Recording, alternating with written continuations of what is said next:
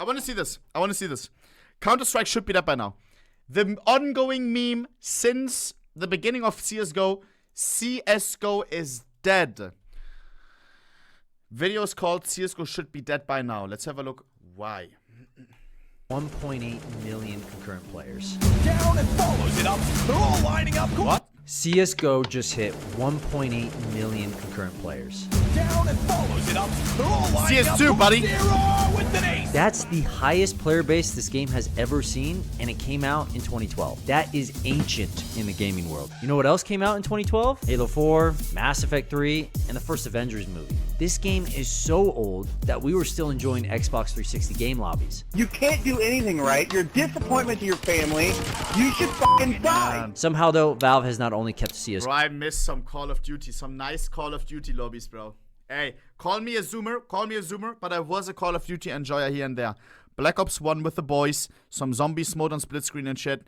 Kino der Toten, I think it's called. Modern Warfare 1, aka Call of Duty 4. Oh, baby girl, get me in. Get me in, bro.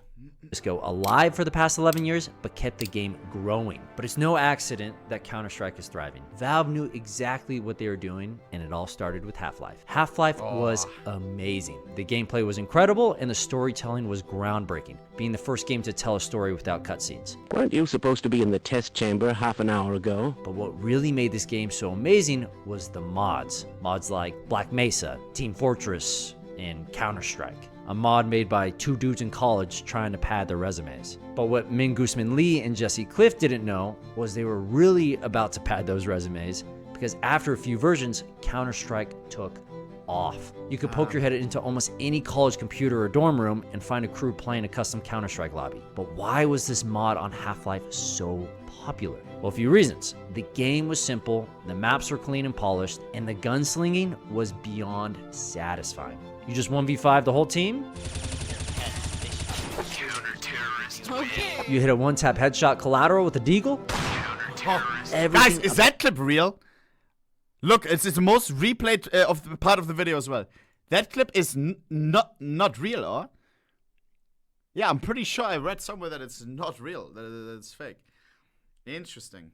About this game was satisfying because nothing was random. If you did something cool, it's because you were awesome, not the game. It was pure, unadulterated skill. You deserved every win that you got. Not to mention the bragging rights with your friends. And gamers everywhere were playing this game over LAN or dial-up. There's no matchmaking though, so you'd have to buy or rent your own server and then get your friends together, often organizing matches over a forum. This game kept growing, and by the fourth beta mod, Counter-Strike caught Valve's attention. Lee and Cliff, two college kids with little dev experience, sold the intellectual rights of Counter-Strike to Valve, who, by the way, hired them as developers to continue working on the game. This was the first time Valve had bought the rights to a mod, but it wouldn't be the last. So with the funding from Valve and a larger team behind the project, the devs got to work expanding and polishing the game. And only 1 year after the mod released for Half-Life, Valve officially released the retail version of Counter-Strike. This game was incredible. Not because they did anything special, but because they released a version that was basically identical to the mod. Valve understood that the original gameplay was close to perfect, so they kept it the same, making minor changes until they reached version 1.6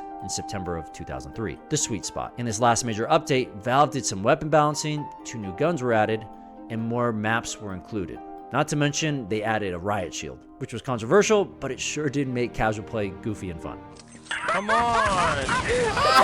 But most importantly, the 1.6 update lined up with the release of Steam, Valve's new platform to host their games. Moving CS to Steam made the game more accessible than ever. Gone were the days of purchase servers and forum organized lobbies. You could finally play Counter-Strike with anybody. All the tools to play CS were in one place, so the game exploded. People all over the world were playing Counter-Strike. If you were a PC gamer, you played CS, or at least you knew people who played. And for many, this time became known as the golden age of Counter-Strike. I mean, it was so popular that an esports following was made. How can it be the golden age of Counter-Strike if there's no gold? Think about it. No skins. Out of it. Long before esports. Golden age for Counter-Strike for me was the Arms and Deals update. You already know.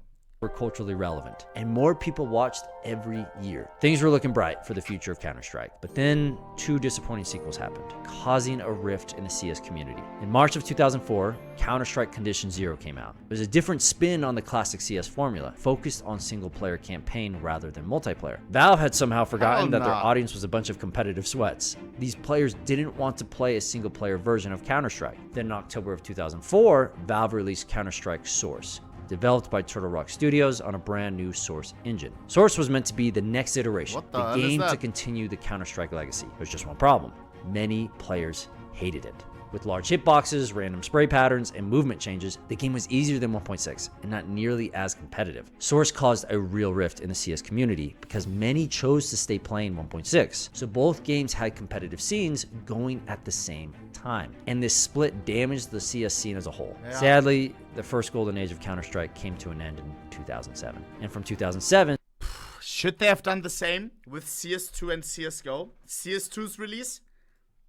Maybe they learned from this, that splitting the 2 communities, aka keeping the other one up and running, I don't know. This one, getting all the pros already to play the new game and stuff, you know, to fix it quickly maybe.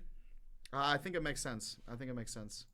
To 2012, the Counter-Strike community really struggled. The competitive scene Especially with the community where the smallest change is already like, oh my god, how could they? You know, like CS fans are really like... I don't know. Stubborn. Does that make sense? And in the whole game, if they would have left both up and running, split the communities, I feel like, I don't know. There would have been so many people still sticking with CSGO right now, being like, oh my god, I don't play this dog shit. Now they have to, and we fix it. I don't know. Unified under those versions, and a lot of other games started to compete with CS and esports, like StarCraft 2, Dota 2, and League of Legends. Valve did continue to provide updates for Counter-Strike Source after launch, but it didn't seem like they were doing anything to bring players back. Counter-Strike was dying.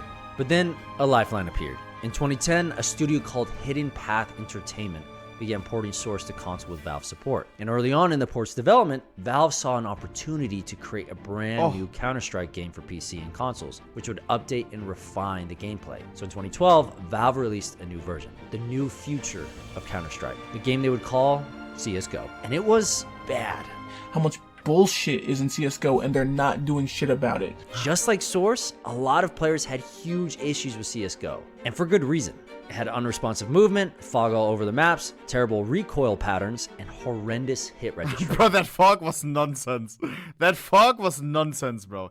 I feel like they did the same with CS2 though. Like, I don't know, what's in CS2, it's all too vibrant, I feel like. I don't know.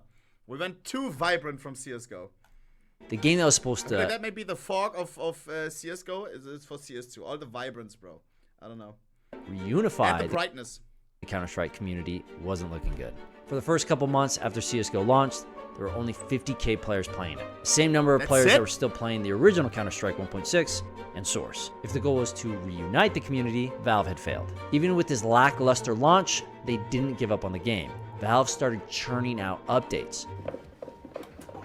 Oh, wow, that is really good. Andy! The developers focused on fixing the core issues of the game and even talked directly with the community and esports teams to get feedback. Finally, 6 months after launch, months of feedback and change, the game felt different. Nice. Players were starting to like the game. Players from 1.6 and Source. Both sides somehow agreed for the first time, and CSGO was becoming something special. With all the changes, this version struck a great balance between the original CS and CS Source, bridging the gap that had been there for years. This wave of interest from existing players also brought in all sorts of new players. People loved Counter-Strike again, and the reason is simple. You can understand how to play the game in 5 minutes, and you could spend a lifetime check after the video. Mastering it. You don't even need to be a Counter-Strike player to enjoy the game. Millions of hours are spent watching every year, even by people that never play. The gameplay is just so crunchy. Shroud the goat! Oh! Not to mention it's incredibly accessible to play and watch. On top of all of that, Valve added modding tools, custom servers, and game modes for the casual player. With all these new... Bro, he could have shown any mod. What mod is that? I kind of need this, guys. What's the link? Valve added modding tools, custom servers, and game modes for the casual player. With all these new changes, both the casual and competitive scenes took off. And with the rise of the competitive scene, came the resurrection of Counter-Strike esports. Beginning with DreamHack in 2013, Valve began sponsoring esports events. And every time the game had a major tournament, the player count permanently increased. By the end of 2016, CSGO had 400,000 people playing consistently, 8 times more than the 50,000 playing on launch. Crazy. But what's even more nuts is that this trend has only continued. Viewership is consistently increasing, and the scene is just getting bigger. It's a feedback loop. For CS, bigger tournaments means more people playing, and more people playing means bigger tournaments. Blizzard and the Overwatch League could learn a thing or two from Counter-Strike. Valve even announced recently requirements for large-scale CS tournaments, rules that encourage a fair and transparent method for team participation. Valve is obviously committed to the health of Counter-Strike as an esport, and they continue to make that known. While most companies who sponsor esports don't care about it, treating their esports like a child they never wanted, Valve has continued to sponsor and put up more and more prize money for Counter-Strike, with every tournament feeling bigger than the last. So does Valve just love esports? So much so that they're willing to burn money on it? Definitely not. There's a reason Valve supports it. Right now, most esports are struggling, with many scenes and teams barely scraping by. Something we may talk about in a future video, so subscribe if you want us to make that, but not Counter-Strike. Something about this game makes Valve a lot of money, a skin economy. Some may say, who cares? Every game has skins nowadays. And you're right. Yeah. Nice skins. Nice skins. Was that Overwatch? Some may say, who cares? Every game has skins nowadays. And you're right. But what's different about CSGO is that it's not just skins that they added, but an entire marketplace. A community to trade and buy skins through Steam. And when Valve introduced this system, they had 3 goals in mind to specifically ensure the game's long-term success. Number 1, get players to engage with the market. But how does Valve achieve this? Well, here's where the magic happens. There's no in-game market to buy cases or skins like in Overwatch or Warzone. Instead, you earn skins and cases by playing. But these cases aren't free. To open cases, you have to buy keys from Valve on the Steam Marketplace for $2.50, which forces players to be involved in the marketplace if they want to open their cases. Second way they get their players to Yo! I know this guy. What clip is this? I don't even know what this is. engage with the market was to make cases randomly drop a skin from a specific collection. You are shown the potential drop of the case, a probability range from getting something common to getting something extraordinary, and when you open it, the excitement is unreal. Damn. Probably because it's gambling. The excitement, the high these people get off Because of it's what? I mean, yes. Oh, man. Yeah. opening cases is crazy, but it makes sense. Yeah. These aren't just skins in a game. It's real money on the line. You just opened a case and got an emerald butterfly knife? Yeah, that's worth 20,000. Yeah, nee, you're showing the number one. You're showing the number one lowest float. If you it had a golden border. Not 20,000 in CSGO bucks, real money. These skins are no joke, and it's all because of reason number 2. Valve lets players determine the value of each skin. Yup. Because you are forced to buy keys and open randomly generated loot boxes, you rarely get the exact skin you want. So to find a skin you really like, you have to go to the marketplace. But how much does it cost to buy a skin from another player? Well, it depends. This is the most important part of the CSGO economy. Players determine the value of each skin. Valve doesn't set the prices for anything on the market other than case keys. For example, one of the most expensive CSGO skins is the Op Dragonlore, with a price tag running between $4,200 and $400,000, depending on what stickers are on it. That's crazy. What's even crazier is that if you wanted to sell your Dragonlore Op for $10, you could. There's nothing stopping you. This gives players way more control over their inventory than in any other game, and it keeps players. It is crazy how, like, you have to remember, you can say, oh, you're getting fucked when you open cases, right? Yeah, but it's the community that makes the prices. A blue could be worth $1.50 minimum, you know what I mean? But it's the community, like, currently, what, the ROI on the case is like 60% or something. Most of the time, even worse than that, because it takes all of the expensive knives and stuff into account. Like, usually you lose half. It's crazy that the community settles on losing 50%. That's how much people are willing to, you know, open and take the loss and stuff. 50%, 60% return of investment. That's crazy. Slots have like 90% or 95 or something. 50%, 60%, that's ridiculous. Extremely engaged. If you don't want something, you can trade it or sell it or get something you do want. You have influence, you have control. You can feel a lot less like a cog in the machine and a lot more like a businessman. There are entire channels on YouTube dedicated to CSGO trading with lots of videos of trader challenge runs where they start with something inexpensive and work Cringe. Whole channels dedicated to that. I mean, bro, start playing the game. CS is not about skins, bro. Play the game, do skins on the side, but just skins, what are you doing, bro? their way up to something much more expensive. You can't do anything like this in other games. There's no trading going on. Probably because the developers Not gonna set name any names, though. all the prices. They determine the value, not you. Where in CSGO, players can decide what they value most or what skins they really want. Two players can make a trade where they both feel like they are winning. We'd hope that the economy would improve the longevity of our game, provide fun and value to our customers, and make it easier for our customers to provide fun and value to each other. But you've got to engage with the market to get what you want. And after a player does that once, they're likely to do it again and again. Now, Valve doesn't set any prices, but they do influence them. They create scarcity by limiting case drops and limit how often rare items get dropped to the player. Some weapon crates or sticker bundles will only last for a limited time, which creates a finite amount of certain skins. They might be tied to a limited time event, like an esports major. On top of that, skins have different For example. rarities, like factory new or field tested. The more pristine skin is, That's one of my favorite skins in whole of CS. This is the #2 highest float orb Dragonlore. It is a ranked skin and it happens to have a Na'Vi Holo Kata 14 on it. The #1 highest float orb Dragonlore is banned on his skins jar spot.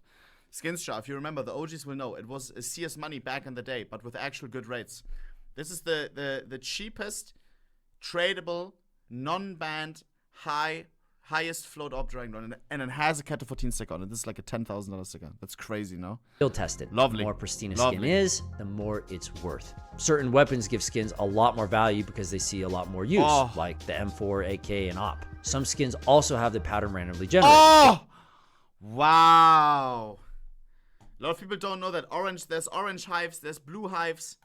The pattern on one skin looks way cooler, other players will spend more for Wow. it. This is great because it helps keep the market dynamic. You can find entire articles and videos talking about the different variations of the same skin. And that adds an entirely new layer of fun to the skin market. Valve has also released tools to let players create their own skins, Smart. letting the community vote on player-made skins and frequently adding those to the game. People who create these skins normally get a cut of the revenue. And this has been estimated to be $420,000 and is a I remember, bro, because we had a call with some skins creators, like that number, and then someone said, did they say the number straight up? But it was like, I don't know, someone saying, I'm not going to say again because afterwards they kind of got mad at me that number is even out there. But for specific, you have to remember, skins creators get paid for the amount of like cases, like fucking, I don't know, how often the case gets opened. That's basically how much they get paid, right? So in some cases that are really, really popular, a blue, you can get for a blue, you get the same amount of money for a blue skin, for a purple skin, red skin, pink skin, whatever you have in the case, you get the same amount of money as everybody else. And on some skins, on some crazy cases that are crazy popular, it was 400k for a skin in the case. A blue. That's crazy, no? 400k. Boom. And there's some creators who have fucking what? Who have fucking 20 skins in the game or something? Ridiculous. prime example of letting players create value. And what blows me away is that the CSGO skin market is estimated to be worth over $4 billion. Which brings us to number 3, how Valve makes money off all of this. Steam gives game developers a cut when trades are made on the marketplace. First, Valve always gets a 5% cut because they run Steam. Then the game dev gets a 10% cut, which in this case is also Valve. So every single CSGO trade on the Steam marketplace gives Valve 15%. That's a crazy amount of money for absolutely no effort. Think about that. If the marketplace is worth $4 billion and 15% of that value is given to Valve, that's $600 million Okay, calm down. That's not really how, I mean, yeah, I guess. in Valve's pocket for doing nothing. Valve gets players Because everybody sells their skins on Steam. Well, to engage with the market, lets them set the prices, then they capitalize on the value created by its players. They've got an entire economy living in a single game. It's something every economist should be studying, and is the primary reason why Counter-Strike is growing. But there's one last problem in all of this, and that is Counter-Strike 2. With CS2 releasing, the future of Counter-Strike is up in the air. Will this new update split the community like CS Source, or will it keep everyone together? What about all the skins? What's gonna happen to those? Well, Valve knows all these concerns. Well, they're going down right now. It is. We know what's happening. Oh, man.